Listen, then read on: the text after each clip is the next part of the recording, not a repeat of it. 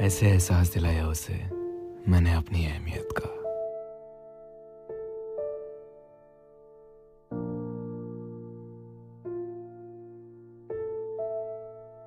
जैसे जैसे हमारी रिलेशनशिप आगे बढ़ी वैसे वैसे मुझे ये फील होने लगा था कि उसको मेरी वैल्यू नहीं है।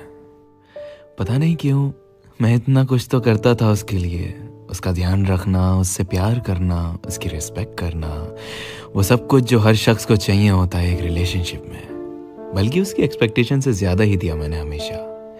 वो सुना देती थी, मैं सुन लेता था, डांट देती थी, खा लिया करता था। लड़ाई झगड़े, उसी का रूठना, उसी को मनाना। मुझे तो कभी इतना मौका ही नहीं मिला कि मैं नाराज़ रह सकूं। तो एक दिन यूं ही रात में बात कर रहे थे हम, बात होती गई, बढ़ते बढ़ते एक झगड़े में बदल गई।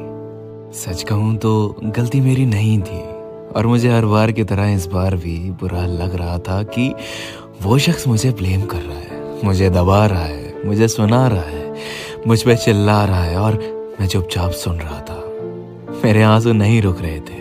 गुस्से में मैंने फ़ोन रख दिया और साइड में फेंक दिया, क्योंकि यार हो गया ना बस। मेरी भी एक सीमा थी जो बार बार टूट रही थी, पर फिर भी मैं झुक जाया करता था।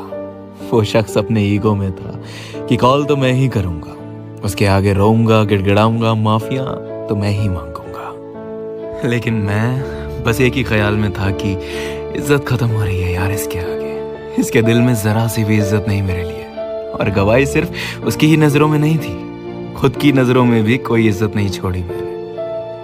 वो शख्स इंतज़ार करता रहा कि मैं कॉल करूँगा, मैं टेक्स्ट करूँगा, मैं सॉरी बोलूँगा, पर बात अब मेरी सेल्फ रिस्पेक्ट पे आ गई थी तो मैंने भी पलट के कुछ नहीं किया। आधा घंटा बीता, 1 घंटा बीत गया, वो शख्स बीत गया, वो शख्स इंतज़ार करता रहा मेरा और मैं भी उसका। उसके अंदर एक चिड़चिड़ाहट होने लगी कि मैं क्यों नहीं आ रहा। वो एक बार भी ये सोचने के लिए तैयार नहीं थी कि गलती उसकी है तो वो अपने ईगो को साइड में रख के आगे आए। बस यही सोचती रही कि मैं अब तक आता रहा हूँ तो अब क्यों नहीं आ रहा। 2 घंटे बीत गए, उसकी कॉल आई, मैंने कॉल पिक करी। उसने मुझसे कहा, ज़्यादा ईगो आ रहा है तुम्हारे अंदर, किस बात का एटीट्यूड दिखा रहे हो। मैंने फ़ोन रख दिया। उसने मुझे फिर फ़ोन किया और कहा, What the hell is wrong with you? How dare you hang up my call like this?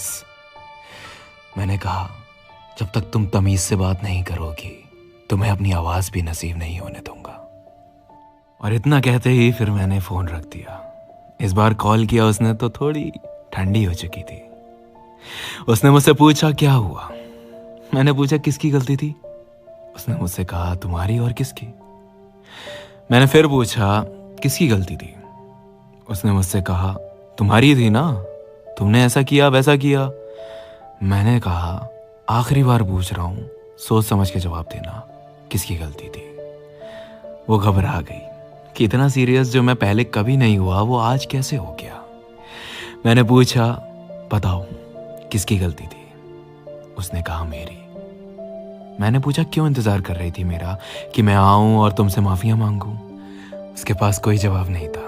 मैंने कहा ये क्या तमाशा बना के रखा हुआ है, हर रात झगड़ने का, हर बार मुझे ब्लेम करके, मुझे सुना के, मुझे से एक्सपेक्ट करना कि मैं आके माफिया मांगूं।